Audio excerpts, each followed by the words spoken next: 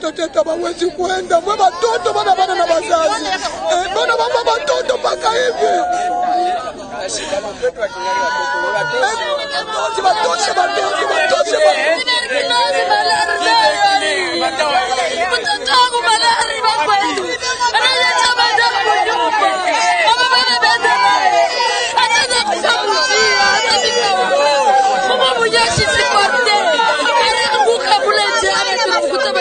C'est dénommé Kanyamaka CC. En réalité, Kanyamaka CC est un centre de rééducation, un centre de formation situé en République démocratique du Congo. Est un centre qui recueille des vagabonds, des chégués, des voyous, des voleurs, des bandits, des pauvres, des personnes inutiles à la société ou des personnes qui n'ont pas de travail. Okay? Alors, Kanyamaka CC est un centre qui recueille ces personnes-là afin de les apprendre un métier, afin de les apprendre à être utiles à la société, afin de les apprendre à redevenir hommes, si je peux le dire ainsi. Mais seulement ces genres de choses, ça doit être quelque chose qui doit être facultatif, n'est-ce pas? Donc on ne doit pas forcer la main à quelqu'un à rejoindre un centre de formation. Mais apparemment, selon les rumeurs qui circulent, on force les gens à pouvoir rejoindre ces camps-là pour être formés, pour être rééduqués et tout comme ça. Du coup, dans la vidéo d'aujourd'hui, je vais te parler des choses que tu ignores sur Kanyamaka CC. Si le sujet t'intéresse, reste branché.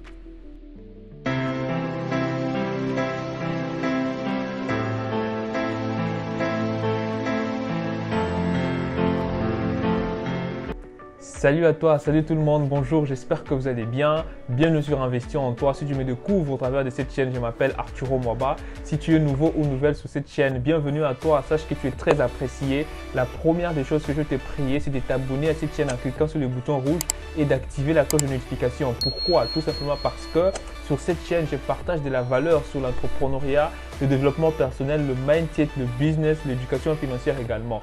Donc, je te prie de t'abonner, de rejoindre la communauté. Et si tu es un ancien ici, merci pour ta fidélité. Merci vraiment de partager les vidéos. Merci de donner de la force à cette chaîne. Merci d'aimer souvent. Merci de commenter. Ça fait toujours du bien. Donc, les nouveaux, n'hésitez pas à vous abonner à cette chaîne. N'hésitez pas à rejoindre la communauté. Sinon, Kajen.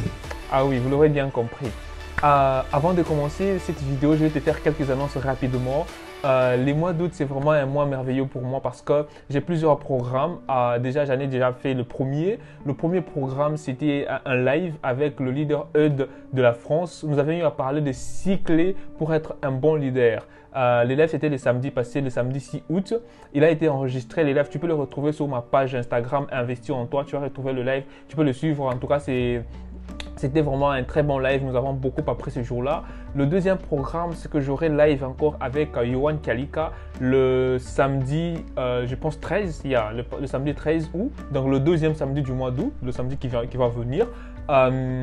Et dans ce live-là, nous allons parler des croître sans aucun péché. Croître sans aucun péché est le titre du livre de Yohan Kalika. On parlera de son livre dans ce live-là. C'est vraiment un livre très inspirant. Personnellement, je l'ai déjà lu et j'avais failli vraiment couler des larmes parce que ce livre-là contient une histoire inspirante. Histoire que je vais te poster sur la chaîne le samedi prochain. Tu pourras suivre l'histoire juste avant le live. Comme ça va encore te donner l'envie de suivre comme ça, le live. Et du coup, le troisième programme, c'est un meeting sur Zoom. Ce sera le samedi qui suivra, donc le troisième samedi du mois d'août. Le thème sera le leadership, l'art d'influencer. Je serai les modérateurs. C'est un meeting complètement gratuit, ok? Donc c'est gratuit, la participation est gratuite. Je te prie de venir si tu es intéressé. N'hésite pas de me laisser un inbox sur Instagram. Si tu as mon numéro, envoie-moi mon numéro, comme ça je vais réserver toute la place. On va parler du leadership ce jour-là. On va parler de beaucoup de choses sur le leadership, crois-moi. Et tu vas aimer. Le dimanche qui suivra, le troisième dimanche du mois d'août, j'aurai un autre live sur Instagram avec mon frère Danpad que je salue en passant. D'ailleurs, Danpad a aussi une chaîne YouTube. Tu peux t'abonner à sa chaîne. Il partage un très bon contenu sur la chaîne. On aura live avec lui sur sa page Instagram Danpad TV. Le thème sera le caractère financier. Ok, donc là, on parlera de l'éducation financière en fait. On parlera de l'éducation financière, comment gérer ses finances. Parce que vous savez, le plus important, ce n'est pas l'argent qu'on gagne, mais ce qu'on fait avec l'argent gagné. Donc, je vais partager beaucoup de choses ces jours-là. Et enfin, pour finir le mois en bonté, j'aurai ma toute première conférence payante. Je suis conférencier, si tu ne le savais pas. J'en ai eu à donner plusieurs conférences, mais souvent sur Zoom. Je fais souvent des conférences sur Zoom. Même la toute première ici, elle sera une conférence sur Zoom et le droit de participation sera juste 5 $, ok? Juste 5 $, pas plus. Et le thème sera comment faire pour quitter de l'éducation financière vers la liberté financière, ok? Donc, ça sera vraiment ça le thème de ce jour-là. Et crois-moi, moi-même, quand je pense à ce que j'aurais à partager ce jour-là, j'aurais pu même mettre 50 $ pour la participation à cette conférence-là. Mais vu que c'est une première, je n'ai pas voulu mettre un prix exorbitant parce que je veux partager avec vous vraiment de secrets que moi déjà j'applique concernant l'éducation financière, concernant la gérance des finances personnelles. Et je vous parlerai également de moi, en tout cas. Je vous parlerai de la motivation, de comment je fais pour être toujours motivé, de comment je fais pour être discipliné au fait. Donc, si c'est que je fais, en tout cas, si vous aimez bien ce que je fais, si vous appréciez ce que je fais, si ça vous inspire, je vous prie de participer à cette conférence-là parce que je vais vous donner le secret de ma motivation, je vais vous donner le secret je vais vous donner en fait mon inspiration, je vais vous donner mon pourquoi. Je vais vous partager vraiment mon pourquoi, les choses qui me motivent à faire ce que je fais. Du coup, n'hésitez pas de réserver votre place. Déjà, les réservations ont déjà commencé. La fiche générale n'est pas encore prête. Mon designer Mike est en train de travailler dessus. Michael, je te salue, pote. Il travaille dessus, mais la fiche sera disponible bientôt. Le moyen de paiement, c'est Western Union, MoneyGram. Pour les gens qui sont en RDC, c'est Airtel Money. Il y aura un numéro Airtel Money qui sera disponible, donc vous pouvez envoyer votre argent directement là-bas. Et il y a aussi PayPal, ok, il y a aussi PayPal comme moyen de paiement et aussi des virements bancaires. Donc c'est ça. Et aussi j'ai fait quelque chose de particulier, c'est que sur cette conférence ici, j'ai voulu faire du gagnant-gagnant, ok? Donc si tu es une personne qui est intéressée, dès que tu me trouves 4 personnes qui vont participer à ma conférence, 3 personnes vont payer chez moi et la 4e personne payera chez toi, ok, pour participer à la conférence. Donc, tu gagnes aussi. Dès que tu m'en trouves 8 personnes, 6 payent chez moi et 2 payent chez toi. Et ainsi, tu auras compris, non? Donc, c'est comme ça. On fait du gagnant-gagnant, n'est-ce pas? Alors, c'est ça vraiment les annonces que j'allais te faire. Trop parler, peut tuer. Passons maintenant à la vidéo d'aujourd'hui. Du coup, concernant l'histoire des Kanyamaka, on va commencer par l'historique. Après l'historique, on parlera des avantages. Après les avantages, on parlera des inconvénients. Après l'inconvénient, on parlera de la solution qui est vraiment importante. Moi, je trouve que c'est ce qui est plus important.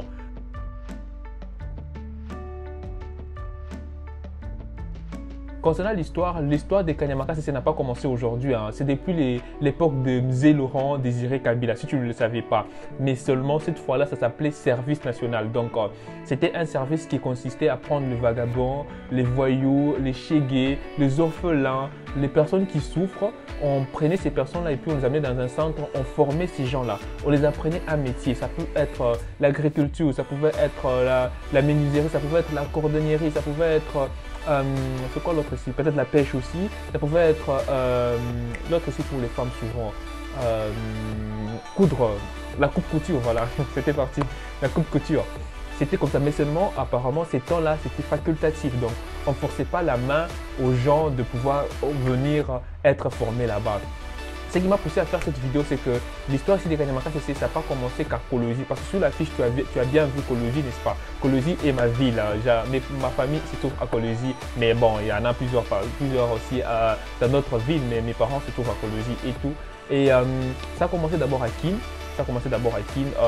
On prenait au fait, à Kin on les appelle les Kuluna, donc ces gens-là qui pillent souvent, ces gens qui volent souvent, on prenait ces gens-là et ils partaient rejoindre le service des Kanyamaka CC, ces centres-là de formation et de rééducation aussi. Ça a commencé à Kin, puis c'était à Lubumbashi aussi, ils ont fait ça aussi à Lubumbashi, donc ils étaient en train de ramasser toutes ces personnes et puis on les amenait là-bas. Puis c'est arrivé aussi à Kolosi, mais seulement quand c'est arrivé à Kolosi, apparemment il y a eu beaucoup de rumeurs soit disant que non, c'était plus facultatif, c'était genre obligatoire. Il suffit qu'on puisse trouver une personne sale, on la prend. Il suffit qu'on puisse trouver une personne avec beaucoup de chevelure, on la prend. Voyez-vous, des choses un peu comme ça. Il suffit qu'on trouve une personne, je sais pas moi, qui paraît un peu irresponsable, on la prend par force sans même avoir le temps de parler avec la personne. Alors, en ce qui concerne les avantages, je vais te donner 2 avantages d'abord parce qu'au début, là, tu as vu la vidéo tout au début, là, il y avait la vidéo de comment les gens se plaignaient, les dames, comment elles étaient dans des plaintes, comment on a pris leurs enfants, n'est-ce pas? Parce que, apparemment, on prend d'abord les enfants, genre les enfants moins de 5 ans, ok, qu'on trouve dans la rue, et aussi les adultes, genre les jeunes, 15 ans, de 15 à 20 à 30 ans, tu vois, non? Cet écart-là et tout ça. Bon, même plus de 30 ans aussi. Du coup, d'abord, en ce qui concerne les adultes, ok, en ce qui concerne les jeunes, l'avantage avec ça, c'est qu'il y a diminution de quoi ça? De délinquance, ok? Il y a diminution de délinquance. Aussi, un autre avantage, c'est que les banditismes aussi diminuent parce qu'on prend aussi certaines personnes aussi qui volent souvent et tout ça. Vous voyez tous ces bandits là et tout. Donc, ça aussi, ça diminue. Le taux de la délinquance diminue. Et l'avantage avec le fait de prendre les enfants, c'est que vous savez, en Afrique, il y a certains parents qui mettent au monde en désordre, s'il vous plaît. Il y a certains parents, sachant qu'ils n'ont pas beaucoup de moyens, mais ils mettent quand même au monde beaucoup d'enfants et ils ne prennent pas soin de ces enfants-là, ce qui est vraiment déplorable. Je trouve que ça même, c'est même un péché en tout cas. Pourquoi mettre au monde beaucoup d'enfants tout en sachant que non, on n'a pas assez de moyens pour prendre soin de ces enfants-là? Tout simplement parce qu'il y a un adage en Afrique qui dit que l'enfant est une richesse, voyez-vous, mais ce qui n'est pas bien aussi. Donc, ça là aussi, c'est aussi genre un avantage comme ça permet à ces parents-là de ne pas mettre au monde beaucoup d'enfants dont ils ne vont pas prendre soin. Voyez-vous, ça permet un peu de réveiller leur conscience. Parce qu'il y a certains parents qui mettent au monde beaucoup d'enfants. Premièrement, ils ne prennent pas soin d'eux. Et puis deuxièmement, ils ne nourrissent même pas très bien les enfants. Donc, ils laissent les enfants aller se promener en cours de route n'importe comment. Les enfants de moins de 5 ans, s'il vous plaît, n'importe comment. Habillés aussi n'importe comment, s'il vous plaît. Des fois même torse nu, sans babouche, sans chaussures. Vous voyez? Du coup, le fait de prendre un peu les enfants comme ça et trouver un enfant en cours de route qui paraît sans responsable, on les prend encore avec le véhicule à la commune. Quand le parent prendra conscience, il va venir, les parents viendront à la commune pour réclamer leur enfant. Et quand ils vont réclamer leur enfant, bien sûr, ils vont donner une commission et puis on va leur retourner l'enfant. Voyez-vous, donc c'est ça un peu ça l'avantage. Et aussi, un autre avantage, c'est que c'est aussi une aide aux personnes incompétentes. Parce que vous savez, dans cette vie ici, il y a certaines personnes qui sont incompétentes. Il y a certaines personnes qui n'ont aucune compétence, qui ne savent rien, qui ne savent quoi faire de leur vie, voyez-vous. Il y a certaines personnes aussi, par exemple, les pauvres, ok? Les pauvres, du coup, quand il y a cette opportunité comme ça permet au moins à ces personnes-là d'apprendre quelque chose. Ça permet à ces personnes aussi de se retrouver dans la vie. Ça, c'est aussi un avantage qui est à féliciter, qui est vraiment à saluer, que le gouvernement est en train de faire. Fachi Beto number 1 numéro 1. Mina furahi lwangu ole nyangaike mule makasulu manini makolezi leo mama fi masuka ananitosha kushapandaka mbea mvyo cha kwanza shaipandaka babangu ashaipandaka leo mina furahi mina panda niko nitumike kukaje kanyama kasese peut-être mitakuwa ta soda mitakuwa nani nampikia aksanti papa son excellence président de la république Fachi Beto na mama fi masuka Lualaba à marche on est ensemble. Et en ce qui concerne l'histoire des enfants, parce que cette vidéo-là, ça a circulé beaucoup plus en visée Kolwezi et tout ça, je vais te laisser suivre la vidéo d'un des ministres de Kolwezi qui parle à ce sujet-là et puis on se retrouve juste après pour parler des inconvénients. Dans le feuilleton d'arrestation et d'acheminement des jeunes désœuvrés à Kanyama-Kasese, le ministre provincial de l'Intérieur dévoile finalement les chiffres. Total arrestation, 246 personnes. Total délibéré, 65 personnes qui sont réparties de la manière suivante. 19 personnes ont justifié leur statut. 46 enfants mineurs. Ceux qui sont restés après le tri, 178 personnes, dont 3 volontaires. Et ce sont les 181 qui sont bel et bien arrivés à Kanyama-Kasese. Les 3 décès du phénomène Kanyama-Kasese. Dans la chasse aux délinquants, tout ne s'est pas déroulé comme prévu. L'opération a connu des dérapages. Les patrons de la sécurité endossent bien la responsabilité. Quant au dérapage de quelques policiers, je peux peut-être endosser la responsabilité parce que je suis ministre des Affaires intérieures et sécurité. Face aux vidéos qui font les choux gras des réseaux sociaux, pour Daouda Kapenda Okapenda, les faux est fort que les vrais. La police porte les brassards verts. Et à Goma, la police porte les brassards mauves. Et c'est ce qui circule. Je me pose la question.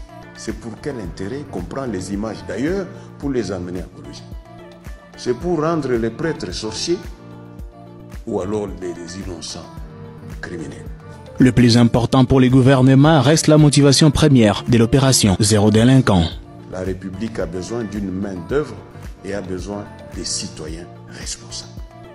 Que ce n'était pas une prison, mais plutôt un environnement qui allait leur permettre de changer de statut de chégué au statut de bâtisseur. Jusqu'à preuve du contraire, l'opération est intemporelle. Pour dire, elle se poursuit. Cette opération va s'arrêter quand il n'y aura plus de délinquants. C'est à vous d'évaluer ça en temps et heure. Quant à sa démission sollicitée par la société civile, le ministre de l'Intérieur précise.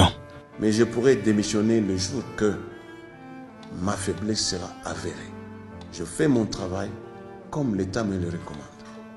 Donc, ça, c'est la version du ministre. Lui, il affirme que non, ces vidéos-là n'étaient pas pour Kolwezi. Donc, à vous aussi de donner la vôtre là dans les commentaires, bien sûr, et poliment.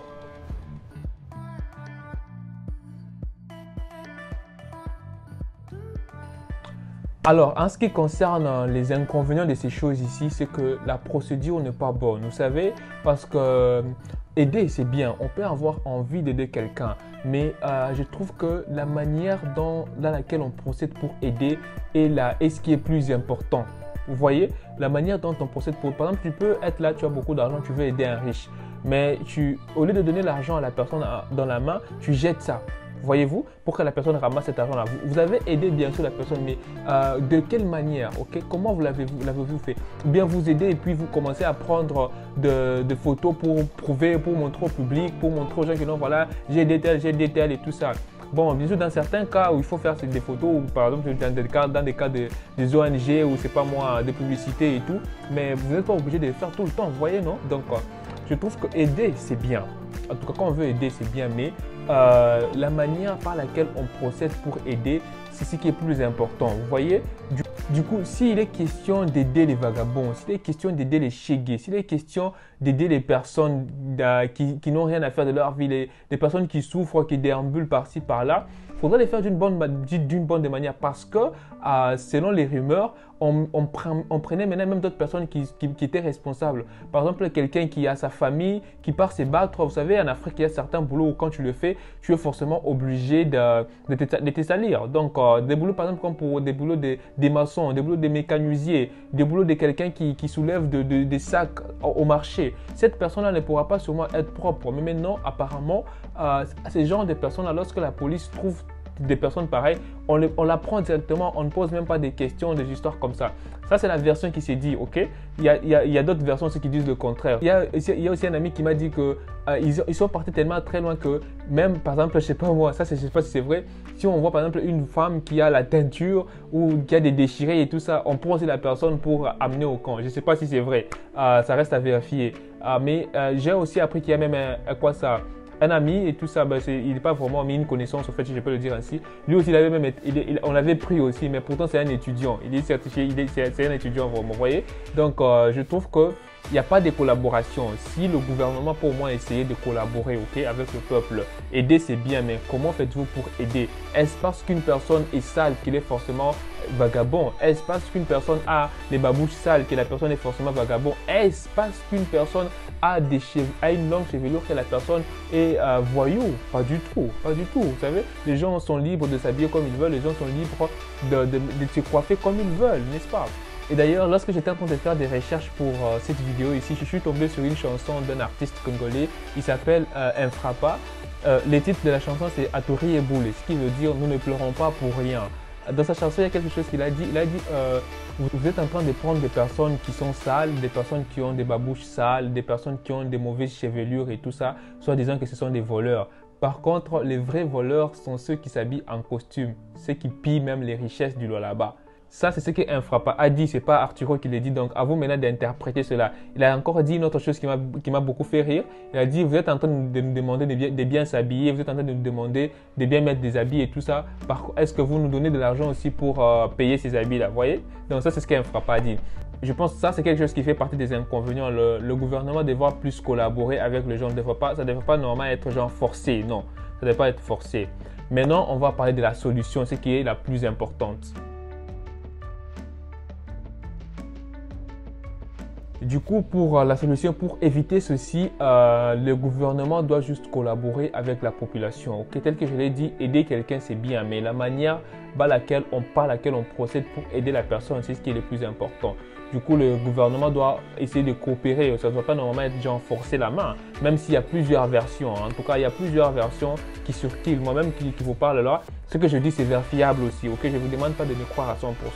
Du coup, le gouvernement devrait essayer de collaborer un peu. Et je pense que quand même certaines versions, c'est vrai, c'est qu'il n'y a pas de collaboration. Même le vice-gouverneur du Lualaba a affirmé cela dans cette vidéo. Le gouvernement provincial du Lualaba tire les leçons du phénomène Kanyama Kassissé et a annoncé les vice-gouverneurs Fifi Masuka Saini les samedis devant un parterre des journalistes sur les fonds des critiques sur la façon dont la police a géré l'affaire. À la prochaine opération, la province compte tout parfaire. Je pense que pour nous c'était un début.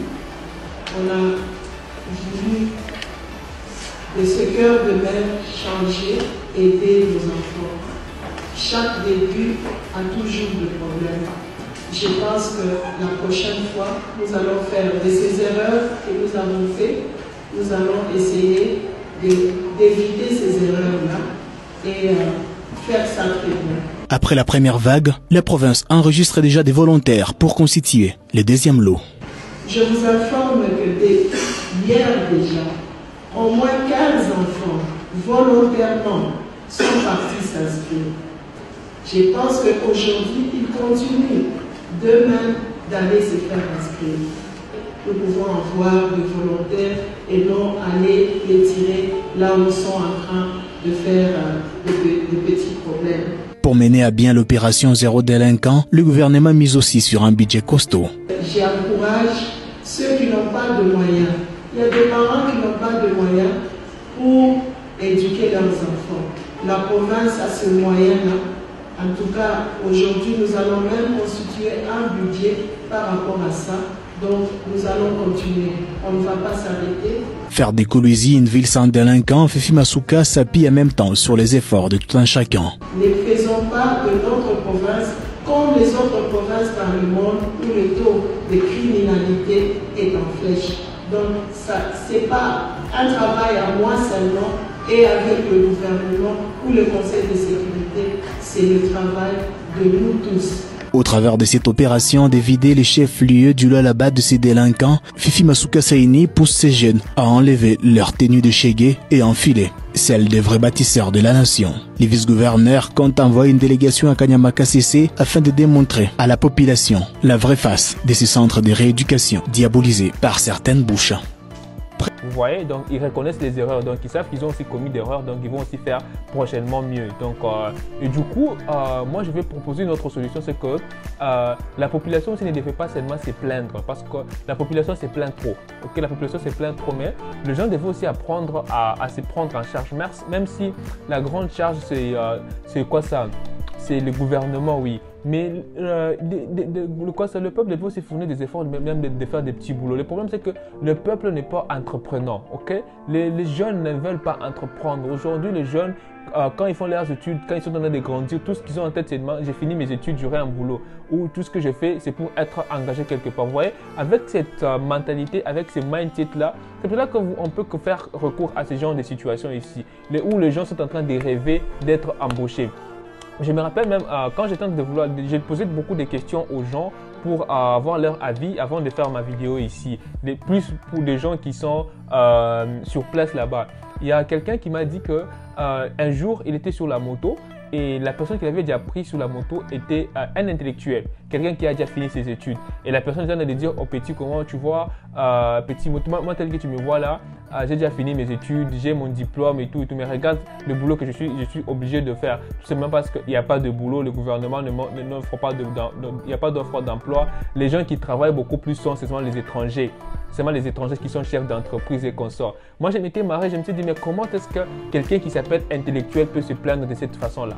Ah oui, comment quelqu'un qui s'appelle intellectuel peut se plaindre de cette façon? Parce que quand tu t'appelles intellectuel, c'est que tu peux être à mesure aussi de créer ton propre travail. Tu ne peux pas seulement être là en train d'attendre que les autres puissent t'en donner un. C'est pour ça que je vais te donner une pensée de Claudel Numbisi qu'il a dit dans son livre Le jeune entrepreneur africain. Il a dit ceci: un intellectuel est une personne capable de questionner la science et d'y apporter un avis critique, et non un simple répétiteur qui se contente de rabâcher ce qu'il a lu dans des livres écrits par d'autres. Voyez-vous, donc On ne peut pas seulement s'appeler intellectuel juste comme ça parce que on a juste, je sais pas moi, lu des choses qui ont été écrites par d'autres personnes. On n'a même pas eu le temps de questionner cela. On a juste pris ça parce que ça nous a été donné par notre prof. On a pris ça et puis on a collé ça sur soi et c'est fini, on a les diplômes et puis on s'appelle intellectuel. Non, un intellectuel, c'est quelqu'un qui doit questionner, ok? C'est quelqu'un qui doit poser des questions. On a fait ceci, pourquoi on a fait ceci? Et pourquoi pas ça? On a mis ça, pourquoi ça? Et si on mettait ça, voyez-vous, quelqu'un qui pose des questions, c'est ça un intellectuel. Quelqu'un qui, je parle de travail, oui, il n'y a pas d'offre d'emploi, mais je peux créer quand même mon propre travail. Si je dois créer mon travail, qu'est-ce que je dois faire? Je dois passer par quoi? Voyez-vous, ce sont là les questions qu'un vrai intellectuel normalement doit se poser. Et non pas quelqu'un qui est là, qui s'appelle intellectuel, mais qui attend toujours à être embauché. D'ailleurs, vous savez, la différence entre l'entrepreneuriat et l'école, c'est que à l'école, on vous donne l'énoncé, ok? Le prof vous donne l'énoncé et c'est à vous de trouver la réponse. Mais par contre, dans l'entrepreneuriat, vous êtes obligé d'énoncer les problèmes vous-même et d'en trouver une solution. Vous voyez là que c'est surtout la différence. Et quelqu'un qui est capable d'énoncer le problème et de trouver une solution à un problème, ça c'est un vrai intellectuel. Pas quelqu'un qui est là à qui on donne les problèmes et on demande de trouver solution. Non. Du coup, il ne faut pas seulement que nous puissions nous plaindre de nos populations. Bien sûr, je sais que le gouvernement a une grande part à jouer parce que dans certains pays, quand quelqu'un veut créer une entreprise, des fois, le gouvernement le vient un peu en aide. Mais chez nous, ce n'est pas toujours le cas. Des fois, même la banque, c'est difficile qu'on puisse te prêter de l'argent. Okay? Des fois, même dans certains pays aussi, ces gens qui créent des entreprises, ce sont des gens qui ont des petits boulots à côté. Donc, c'est grâce à ce petit boulot-là qu'ils créent maintenant son entreprise. Maintenant, chez nous, ces gens de petits boulots, c'est aussi rare. Mais on doit seulement se battre, ok? On ne doit pas seulement être là en train de critiquer le gouvernement. On doit essayer aussi de trouver une solution, nous, population. Être là, toutes ces plaintes. Moi, je trouve que les plaintes, ça ne résout rien. D'ailleurs, les plaintes vous font perdre du temps, ok? C'est plaindre tout le temps, ça fait perdre du temps. On doit essayer d'entreprendre, s'il vous plaît. C'est pour cela que je vous parle d'entrepreneuriat sur cette chaîne. Le ser jeune, nous devons entreprendre. Et d'ailleurs, j'aimerais encourager, si tu es un jeune, tu as plus de 18 ans, ok, et que tu es encore dans la maison de tes parents. Si tu es un jeune, tu as entre 18 et 25 ans et que tu es encore dans la maison de tes parents, je te prie s'il te plaît, trouve des solutions, ok. Commence déjà à avoir un plan de sortie car c'est très important. Écoutez très bien ceci. Le meilleur héritage qu'un parent peut laisser à son enfant, c'est le voyage. Oui, je le dis avec toute sincérité, c'est le voyage. Pourquoi je dis ça? Parce que quand on voyage, on apprend de nouvelles choses. Quand on voyage, on découvre de nouvelles choses. Croyez-moi. Là, je ne parle pas des voyages de tourisme. Hein. Je parle d'un voyage dans le but d'une formation. Ok? Quand tu quittes la maison de tes parents pour aller te former ailleurs, c'est là que tu apprends à redevenir homme. C'est là que tu apprends à redevenir une femme.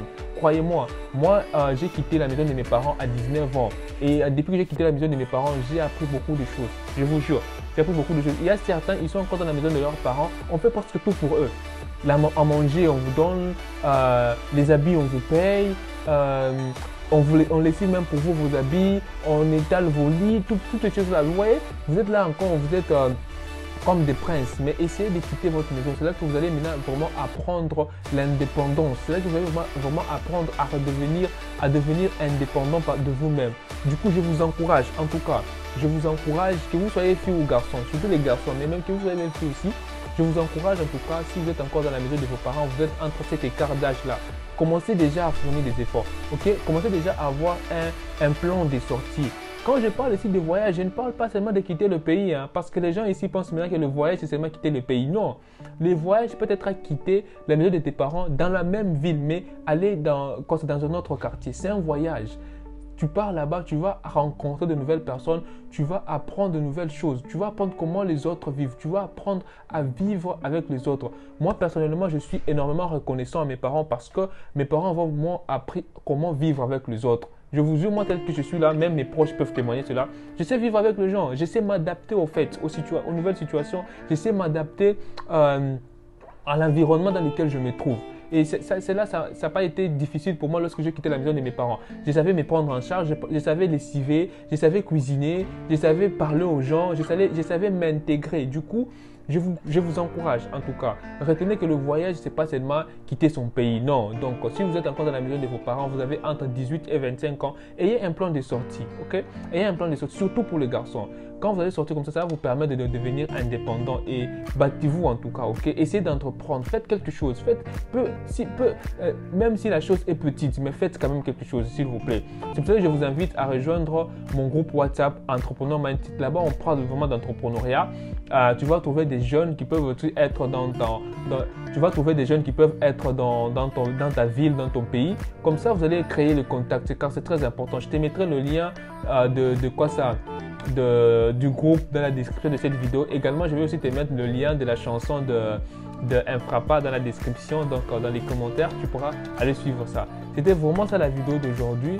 J'aimerais remercier énormément ma mère, parce que ma mère m'a donné beaucoup d'informations sur cette vidéo ici. En tout cas, croyez-moi, la plupart des informations que je donne ici, je les ai tirées de ma mère.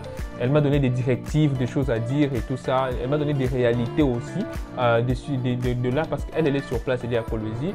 Je dis aussi merci à plusieurs des amis, plusieurs de mes proches qui ont aussi à me donner des informations. Je suis en train de voir Josué Diemo. Merci beaucoup, frère. Et d'ailleurs, Josué a une chaîne aussi YouTube. Le nom de la chaîne, c'est Smile by JD. Tu peux aussi aller t'abonner à sa chaîne s'il te plaît. Je vois aussi Axel Mouzala, je te dis aussi merci frère pour aussi les informations que tu as eu à me donner. Axel aussi a une page Facebook, le nom de la page c'est la ministre d'efficacité tel que tu le vois là en un mot. Tu peux aussi aller le follow. Je dis merci à Joshua, je dis merci à Dalia, je dis merci qui d'autre à Bivens, je dis merci et toute autre personne. Je dis merci aussi à Ousaft. Merci beaucoup Bondo aussi pour aussi les informations que tu as eu à me donner. Pour les gens qui veulent saper, vous aimez la sapologie en tout cas, Bondo il est mieux placé pour cela. Vous pouvez me contacter, je vous mettrai en contact avec lui. C'était vraiment ça ma vidéo d'aujourd'hui, c'était ça mon analyse. Je vous ai parlé de l'histoire de Kanyamaka CC, je vous ai parlé des avantages, je vous ai parlé des inconvénients, je vous ai parlé de la solution.